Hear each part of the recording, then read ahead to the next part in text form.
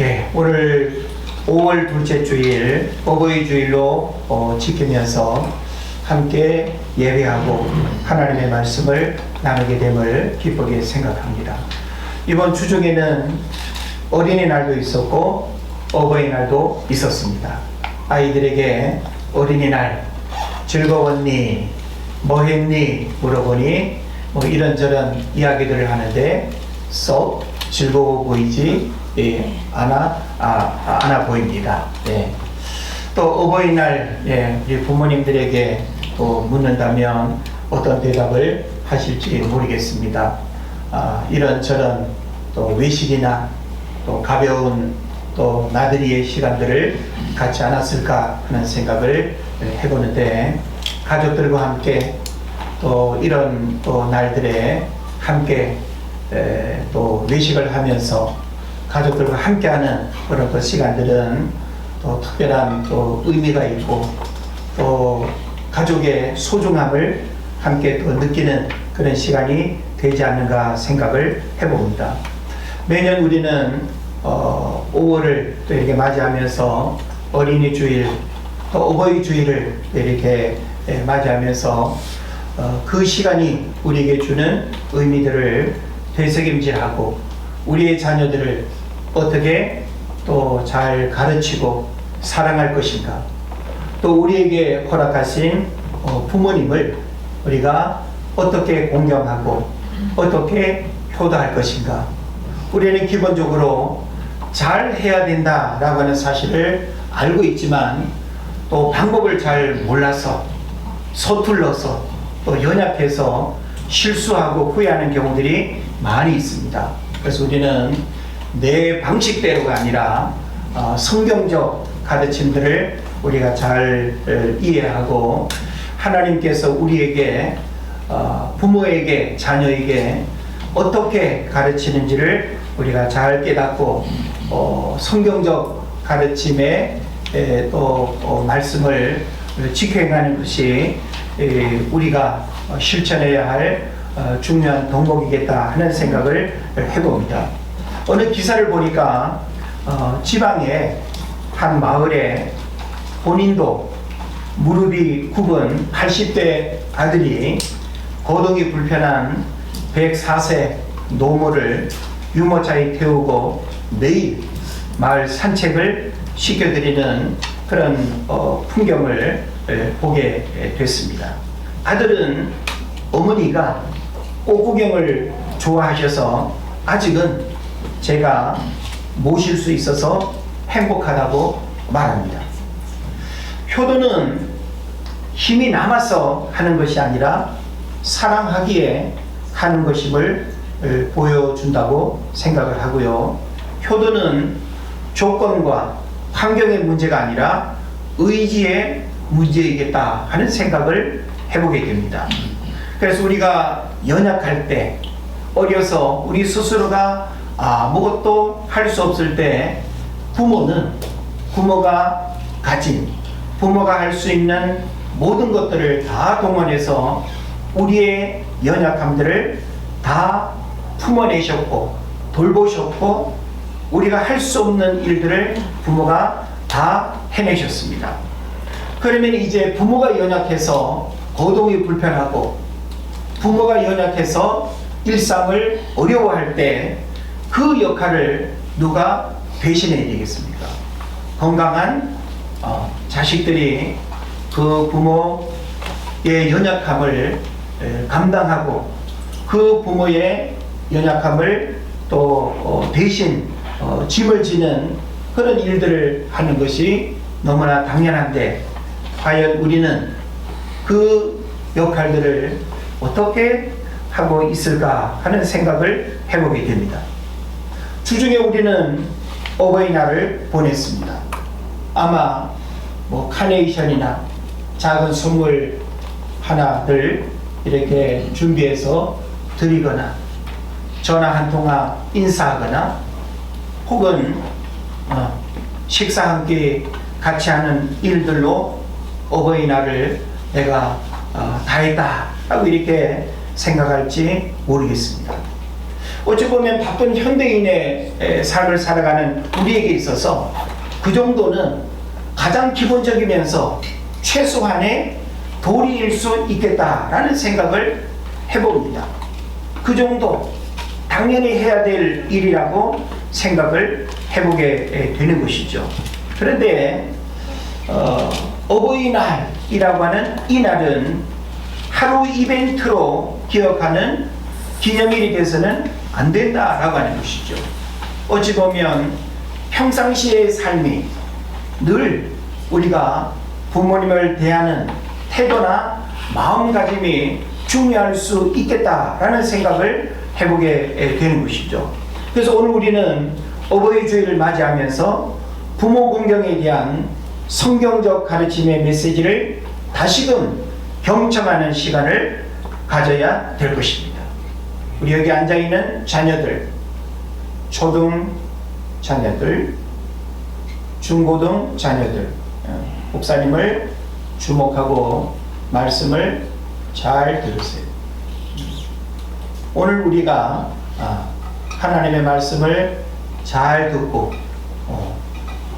내가 공부하는 일이 중요하고 노는 일이 중요하다 할지라도 나에게 지금 부모님이 없다라고 한다면 내가 과연 공부하는 일을 계속할 수 있을까?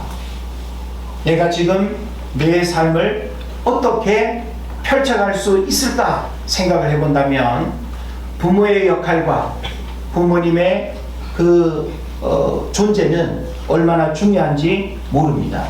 그런 면에서 우리는 항상 우선순위에 대한 부분도 알아야 되지만 부모님이 내 삶에 얼마나 소중한 분인가 라고 하는 사실을 생각하면서 우리가 항상 우선순위에 대한 바른 이해와 가르침을 우리가 가지고 살아야 될 것입니다. 그래서 부모 공경은 선택의 문제가 아니라 주어지는 삶의 문제입니다. 그러나 과연 우리는 부모님에 대한 마음가짐과 태도가 어떠한가?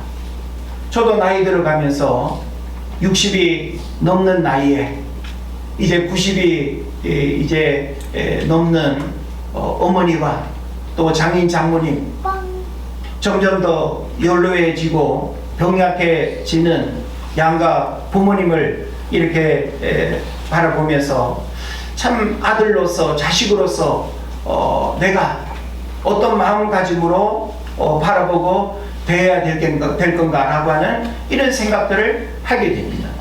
물론 저의 자식들도 또 저를 부모로서 대해야 될 일들이 있겠지만 저는 저의 부모에 대해서 또 해야 될 그런 역할들이 있는 것이죠.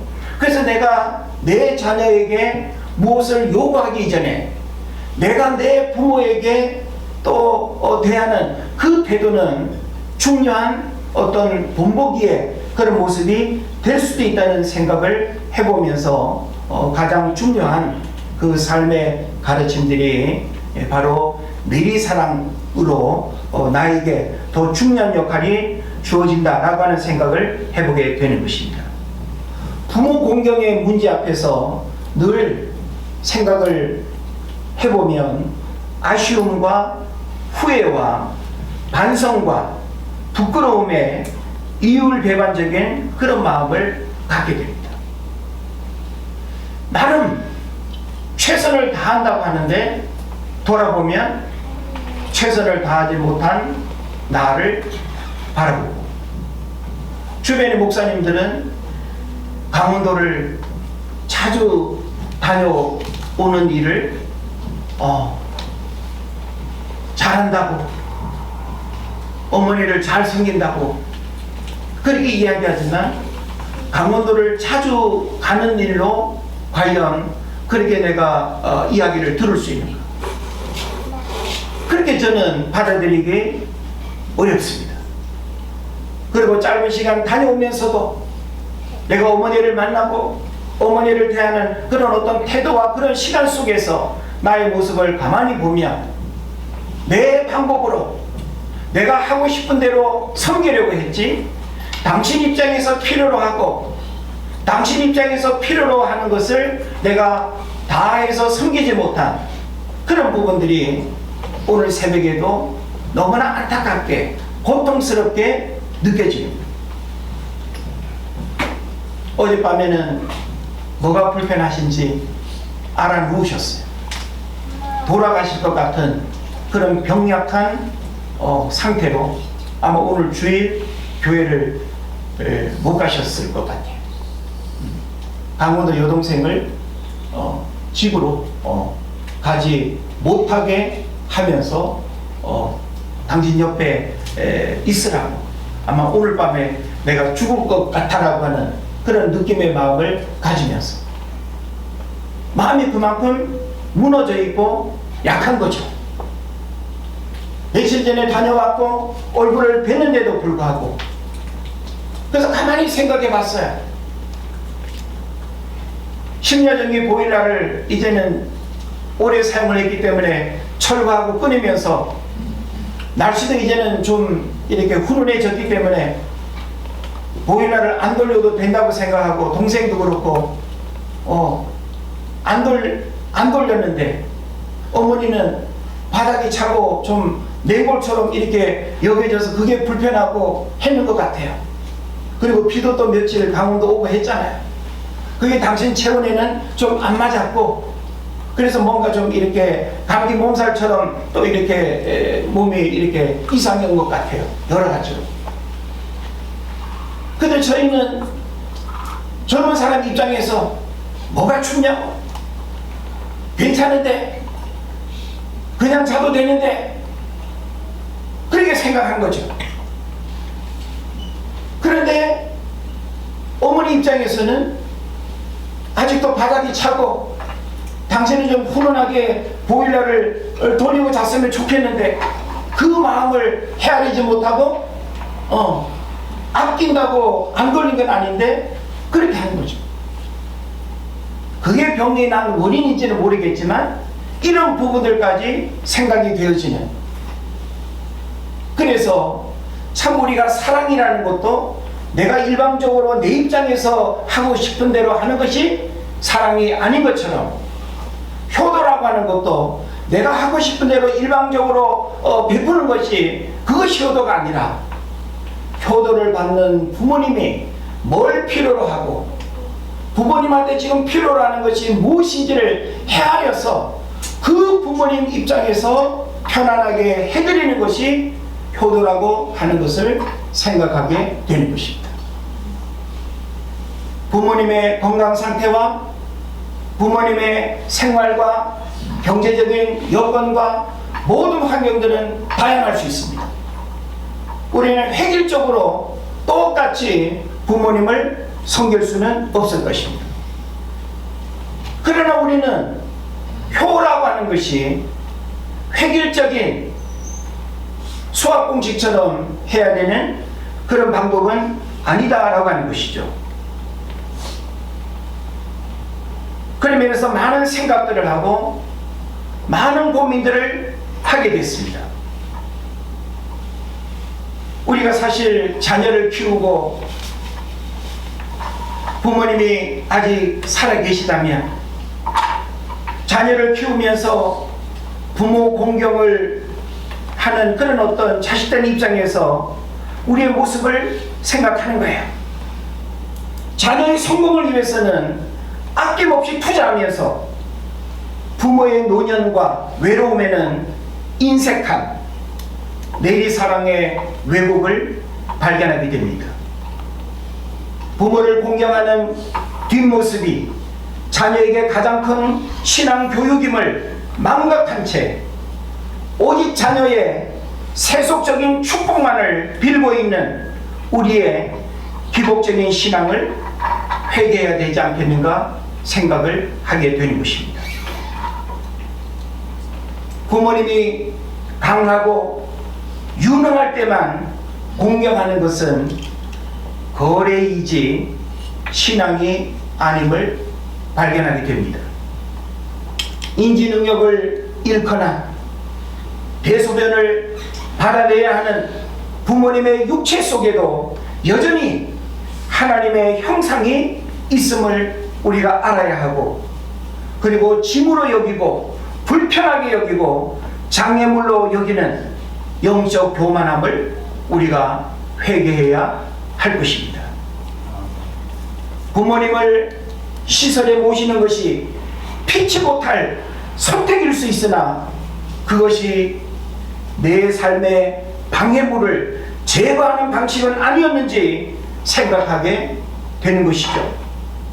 자본주의적 효율성이 내 부모를 공경하라는 첫 계명보다 우선시되는 세태 속에서 우리가 잃어버린 눈맞춤과 동행의 가치를 회복하기 위한 회개가 필요하다고 또한 생각을 하게 되는 것입니다. 과연 우리는 무엇을 지금 붙들고 있고 무엇을 지금 우리는 놓치고 있는가? 우리는 부모로부터 오늘 우리는 존재하고 있고, 또 나를 통해서 우리의 자녀들이 혈통적 대를 이어가고 있는데, 부모로부터 내가 왔다는 사실은 잊어버리고 자녀에게만 온통 마음이 가 있고, 더 이상 부모에 대한 관심과 부모에 대한 그 마음은 희망으로 우리가 다 이렇게 잃어버린다고 한다면 이것은 정말 잘못된 이율배반적인 그런 모습이 될 것입니다. 이런 맥락 속에서 오늘 본문 11절에 고르반이라고 하는 요 논쟁, 오늘 우리 11절에 보면 고르반이라고 하는 단어가 나옵니다. 이 고르반 논쟁은 단순히 옛날 유대인의 전통 이야기가 아닙니다. 이것은 오늘날 현대 그리스도인들이 신앙생활이라는 명목하에 가장 교묘하게 범하고 있는 죄성을 정면으로 겨냥하고 있습니다. 여러분, 고르반, 이게 뭔지 아십니까? 고르반이라고 하는 이 뜻은 뭔가 하면 하나님께 드렸어 라고 하는 뜻이에요.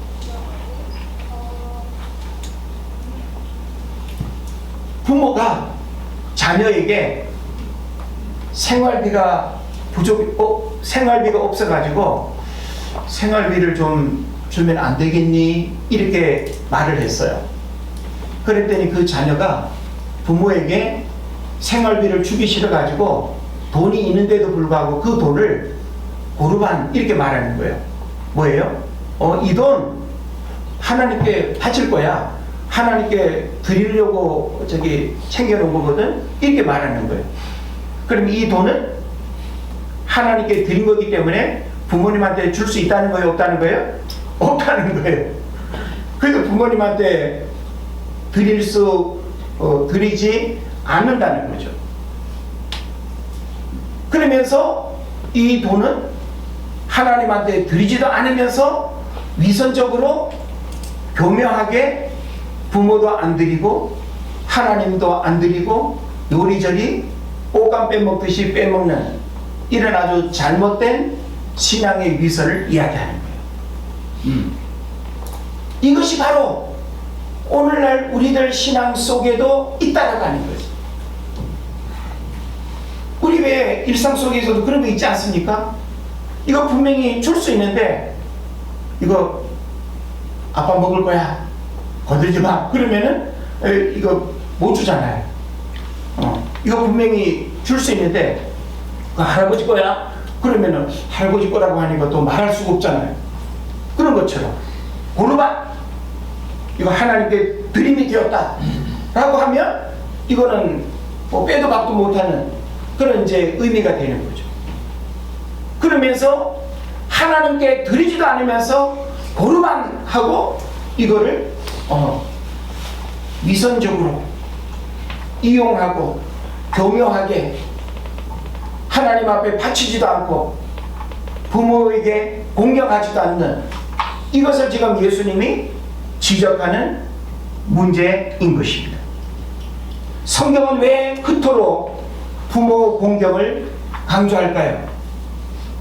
오늘 우리는 오늘 본문뿐만이 아니라 성경 곳곳에서 신구약 전체에서 부모 공경에 대한 가르침은 굉장히 많이 언급되고 있어요. 특히 잠언서라든지 이런 구약 성경에 보면 아주 무섭습니다. 예. 부모 말을 업신여기고, 예? 부모 공경하지 않는 자에 대해서는 아주 그냥 잔인하게까지 표현이 될 정도로 무섭게 하나님이 말씀하거든요. 그래서 제가 오늘 말씀을 부모 공경은 성경이라고 했어요. 성경. 부모 공경은 성경이라고 하는 말은 굉장히 선언적인 메시지예요. 타협의 여지가 없다 이 말이에요. 여러분, 성경이라고 할 때 그걸 누가 도전하고 그걸 바꾸고 훼손하고 그럴 수 있어요? 없어요? 없어요. 그러니까 부모 공경이라고 하는 이 단어, 이 메시지, 이 가치는 성경이라고 표현할 만큼 이것은 누구라도 바꾸거나 누구라도 이 의미를 왜곡할 수가 없다라고 하는 것입니다. 그래도 오늘날 우리는 부모 공경이라고 하는 이 소중한 가치를 변질시키고 가볍게 여기고 오늘날 점점 더 동물의 세계에서는 본능적으로 자식이 어미를 부모를 이렇게 봉양하는 그런 일들이 참 아름다운 어떤 이야기로 전해지는 경우들이 많이 있거든요. 하물며 미물도 본능적으로 그런 어떤 모습들을 보여주는데 우리 인간은 그런 부분들이 너무나 많이 시대가 이렇게 변하면서 부모를 죽이질 않나, 부모를 버리질 않나, 부모를 때리질 않나. 오늘 우리는 정말 폐륜적인 이런 어떤 부분들이 얼마나 심각하게 벌어지고 있는지 모릅니다. 있을 수 없는 그런 일들이 우리가 살고 있는 이 시대 속에 일어나고 있다라고 하는 거예요. 그런 면에서 우리는 이 부모 공경의 가르침을 또 들을 수밖에 없는, 왜 우리는 또 들어야 될까요? 그만큼 듣지 않으면 우리는 이 어떤 말씀의 가르침을 자꾸만 우리가 왜곡하거나 나도 모르게 약해질 수밖에 없기 때문에 그렇습니다. 그래서 성경이 왜 그토록 부모 공경을 강조하는가? 그 이유는 부모가 하나님 권위의 대리자이기 때문에 그렇습니다. 그래서 우리는 부모님을 통해서 하나님 권위의 대리자의 모습을 여러분이 볼 수 있어야 됩니다. 그래서 눈에 보이지 않는 하나님을 경외하는 법을 배우는 첫 번째 훈련 장소가 바로 가정입니다. 그래서 자녀는 부모의 돌봄을 통해서 하나님의 사랑을 배우고 부모의 권위에 순종하며 하나님의 질서를 배우는 거예요. 자, 자녀가 부모의 권위에 순종하지 않으면서 하나님의 권위에 순종할 수 있어요? 이건 있을 수가 없어요. 이건 하나의 원리로서 똑같이 적용되는 거예요. 그래서 우리는 육신의 부모 관계를 통해서 하나님과의 영적인 관계가 그대로 연결되고 성립이 돼요. 그래서 가정에서의 그런 질서가 하나님과의 영적인 질서와 똑같이 이어진다 이 말이에요. 그런 면에서 가정에서의 이런 잘못된 어떤 관계 깨어지거나 뭔가 상처가 어떤 있게 되거나 문제가 생기게 되면 신앙생활에도 심각한 문제가 생기는 겁니다. 부모를 업신여기고 부모와의 관계가 막혀있고 부모에게 순종하지 않는다면 그 사람은 하나님을 바르게 섬길 수가 없어요. 절대. 만약에 그 사람이 하나님을 잘 섬기는 것처럼 보인다면 그것은 위선입니다. 그래서 10계명 중에 인간관계에 대한 첫 번째 계명이 부모 공경인 이유는 이 질서가 무너지면 사회와 신앙의 모든 기초가 도미노처럼 무너지기 때문입니다. 그래서 부모 공경은 모든 윤리의 시작이자 마침표가 된다라고 하는 것을 우리가 알아야 됩니다. 그래서 부모 공경을 잘하는 그런 자녀는 어딜 가서도 잘 되고 복받고 인정받고 그리고 모든 일들이 잘 될 수밖에 없어요. 근데 부모에게 인정받지 못하고 부모에게 버림받고 부모와의 관계가 깨어져 있는 그 자녀가 잘 될 수가 없습니다. 여러분 인간관계 속에서 부모와 틀어져 있고 부모와의 관계가 안 좋은데 그 자녀가 세상에서 잘 되는 사람이 있으면 한번 저에게 이야기를 해주세요. 어떻게 그렇게 잘 될 수 있는지 제가 좀 알아보게요. 없습니다. 이것은 굉장히 중요한 영적인 원리이자 세상에서도 있을 수 없는 일입니다. 그 다음에 왜 부모 공경은 성경이다 라고 할 만큼 본질적인가 라고 하는 이 문제를 우리가 좀 생각해 본다면 부모 공경은 성경의 지역적인 교훈이 아니라 성경 전체를 관통하는 핵심 정신이기 때문에 그렇다는 거예요.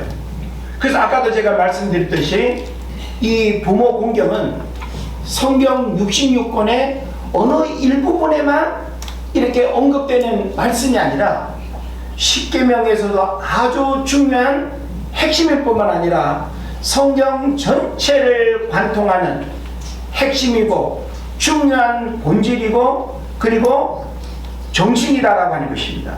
그래서 성경은 사랑의 책입니다. 가장 사랑하기 힘들고 나를 가장 잘 아는 때로는 나에게 상처를 주기도 하는 부모를 사랑하고 공경하는 것이야말로 성경이 말하는 자기 부인과 십자가를 가장 구체적으로 실천하는 현장이 됩니다. 야고보서가 행함 없는 믿음이 죽은 것이라고 했듯이 부모 공경이 빠진 신앙은 관념적인 유희에 불과합니다. 성경을 아무리 많이 읽어도 부모를 외면한다면 그는 성경의 글자만 읽었을 뿐 성경의 정신을 만난 것이 아닙니다. 그런 면에서 우리는 성경을 내가 많이 안다, 성경을 내가 많이 배웠다, 성경의 어떤 가르침을 내가 실천한다 라고 할 때 바로 우리는 육신의 부모님과의 그 관계, 육신의 부모를 사랑하고 공경하고 순종하지 않으면서 내가 성경의 가르침을 내가 따르고 성경을 내가 많이 읽고 잘한다라고 하는 것은 있을 수가 없다라고 하는 것입니다. 자, 그런 면에서 저는 오늘날 부모 공경의 위선과 그런 구체적인 문제들을 우리가 좀 생각을 해보면 좋겠습니다. 오늘 우리가 참 마음으로는 이렇게 부모 공경을 잘한다 하면서도 그렇게 잘하지 못하는 그런 모습들이 많이 있죠. 오늘 우리가 본문의 말씀 속에서 중요한 키워드 이 고르반을 우리가 아주 중요한 그 핵심으로 우리가 이제 이해를 해야 되는데 바로 지금 이 7장 11절에서 고르반 하나님께 드림이 되었다 라고 하는 거, 그래서 이것이 오늘날 어떻게 변질되어서 나타나는지 우리가 직시해야 됩니다. 그래서 오늘날 우리가 신앙생활 속에서 교회 일이 바빠서 사역하느라 기도에 가야 해서 라는 그런 명분으로 부모님의 전화를 피하거나 명절조차 외면하는 모습들, 이것은 바로 하나님을 섬기는 것이 아니라 자기 만족적 종교 활동을 위해서 부모를 희생시키는 것이 되는 것입니다. 오늘날 현대인들이 고르반, 우리가 그러니까 하나님을 믿는다 하면서 우리가 부모를 공경하고 섬기는 일에 회피하는 그런 여러 가지 어떤 모습들이 있을 수 있죠. 그래서 그런 어떤 부분들이 자칫 고루반으로 우리가 이렇게 되어진다고 한다면 그것은 대단히 잘못된 문제라는 것입니다. 그래서 우리가 하나님을 섬기는 여러 가지 어떤 신앙적인 봉사나 헌신이나 예배나 어떤 그런 부분들을 고루반으로 우리가 핑계하면서 내가 부모님께 해야 될 어떤 그런 성경적 교회 가르침을 실천하는 일에 있어서 우리가 그렇게 다 하지 못한다고 한다면 그것이 바로 오늘날 우리가 잘못하고 있는 그런 고루반의 문제가 되는 것입니다. 부모님의 노후를 사회복지 시스템이나 요양원에 전적으로 떠넘기고 마음의 짐을 덜어버리는 태도, 부양의 의무를 돈으로 환산해서 해결하려는 현대판 고루반일 수 있습니다. 가끔 용돈은 드리지만 부모님의 목소리에 귀 기울이지 않고 그분들의 존재를 귀찮은 존재나 대화가 안 되는 노인으로 취급하는 무례함, 이 또한 고루반일 수 있습니다. 자녀의 학원비나 성공에는 수백만 원을 아끼지 않으면서 부모님의 건강검진이나 생활비에는 인색한 이기적인 사랑의 모습을 갖는다면 이 또한 고루반일 수 있다는 것입니다. 그런 면에서 우리는 이 고루반이 결코 멀리 있는 것이 아니라 실제 우리는 구체적인 우리 삶의 현장 속에서 얼마든지 일어나고 있다라고 하는 것을 우리가 생각을 해야 되는 것입니다. 자, 그렇다고 한다면 이제 우리는 성경적 관점에서의 그런 실천적인 회복들을 어떻게 할 것인가? 고루반이라고 하는 이런 위선적인 신앙의 어떤 모습에서 이제 우리는 실천적 삶을 부모 공경의 어떤 모습으로 우리가 하나님 앞에 우리가 다시금 우리의 삶을 드리는 그런 모습들이 있어야 할 것입니다. 우리는 구체적인 그런 어떤 부분들이 회복이 돼야 될 텐데, 첫째로는 들음의 회복이 있어야 됩니다. 한번 따라 하실까요? 들음의 회복. 들음의 회복. 자, 들음의 회복은 뭘 의미하는가 하면, 들음의 회복은 순종의 시작입니다. 성경에서 순종은 듣는 것에서 시작하죠. 부모님의 반복되는 옛날 이야기, 서글픈 푸념을 들어드리는 것 자체가 영적 예배라고 이야기할 수 있습니다. 그것은 부모님의 존재 가치를 인정하는 가장 성경적인 행위라는 거예요. 저도 사실 부모님의 옛날 이야기를 이렇게 들은 걸 생각하면 몇 수십 번을 들었을 것 같아요. 옛날 뭐 처녀 때 얘기, 뭐 옛날 6.25 때 얘기, 뭐 피난 갔던 얘기, 뭐 하여튼 내려가면 늘 그냥 들었던 얘기인데도 뭐 하여튼 뭐 어떤 대화 속에 또 끄집어내가지고 뭐 그냥 산에 나무 했던 얘기, 뭐 이런저런 얘기. 그런데도 또 그냥 들어주는 거죠. 근데 부모님은 그런 얘기를 하는 것으로 즐거워. 우리는 그 듣는 것을 귀찮아하지 않고 처음 듣는 것처럼 또 들어주는 걸로, 그것이 바로 그 부모님에게 있어서는 굉장히 중요한 어떤 그 영적 예배일 수가 있다라고 하는 것입니다. 관계적인 면에 있어서. 그래서 우리가 이렇게 시큰둥하고 또 하면서 우리가 귀를 막고 듣기 싫어하는 것이 아니라 그래서 저도 가만히 이렇게 생각하면 참 아버님이 살아 계셔서 더 듣고 싶은 그런 어떤 부분이 가끔씩은 생각이 나요. 녹음이라도 좀 해놓을 걸 하는 그런 생각이 들기도 하고, 내가 좀 이런 부분들 더 묻고 들었더라면 하는 그런 생각이 나기도 하거든요. 그래서 좀 우리가 이런 들음의 회복이 우리에게 있었으면 좋겠다는 생각이 들고, 그 다음에 또 한 가지는 허물 덮기의 실천이 필요하다는 겁니다. 자, 부모님이 일평생을 살아오시면서 허물이 없을 수는 없잖아요. 자식들이 봤을 때. 예?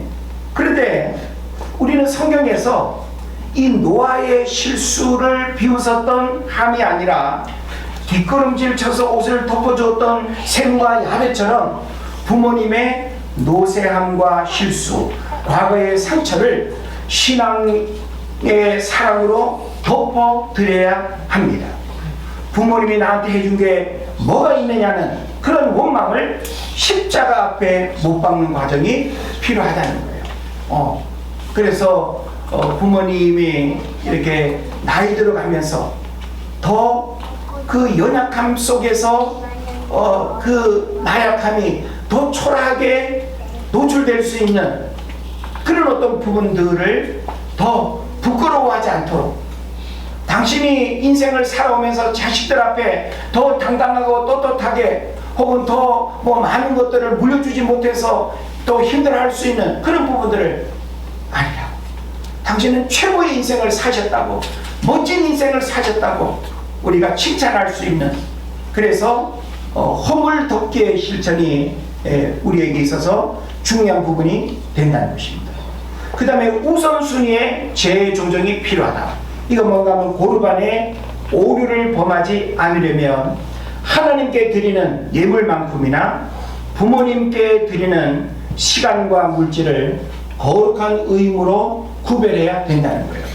그래서 내가 매월 어느 시간에는 부모님과 이런 시간을 갖는다. 짧은 시간이라도 나들이를 한다. 외식을 한다. 대화를 한다. 이런, 그래서 부모 공경을 시간 남으면 하는 일이 아니라 가장 먼저 완수해야 할 하나님의 명령으로 대우하고 우선순위의 새로운 시간적인 조정이 필요하다는 거예요.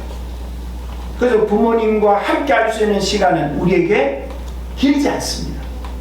그래서 우리가 돌아가시고 난 다음에 더 함께 하지 못한 것에 대한 후회를 하지 말고 살아생전에 우리가 뭔가 짧은 시간이라도 뭔가 우리가 함께 할 수 있는 그런 시간들을 우리가 만들어보는 그런 계획들 필요할 것 같습니다. 그 다음에 마지막으로는 어른으로 대접하기입니다. 부모님을 단순히 보호 대상으로만 보지 말고 그분들이 살아온 세월 속에 담긴 하나님의 인도하심을 인정해 드려야 합니다. 그분들의 신앙적 유산을 질문하고 존중할 때 부모님은 비로소 자신의 존재 목적을 찾으시게 되는 것이죠.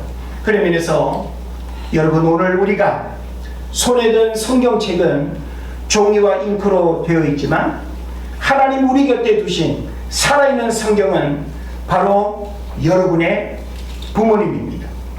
부모님이라는 성경을 읽지 않고 그 성경에 순종하지 않으면서 하나님을 사랑한다고 말하면 안 됩니다. 오늘 돌아가는 길에 그 살아있는 성경 앞에 무릎을 꿇어야 되지 않을까 싶습니다. 그것이 진짜 예배가 될 것입니다. 기도하겠습니다.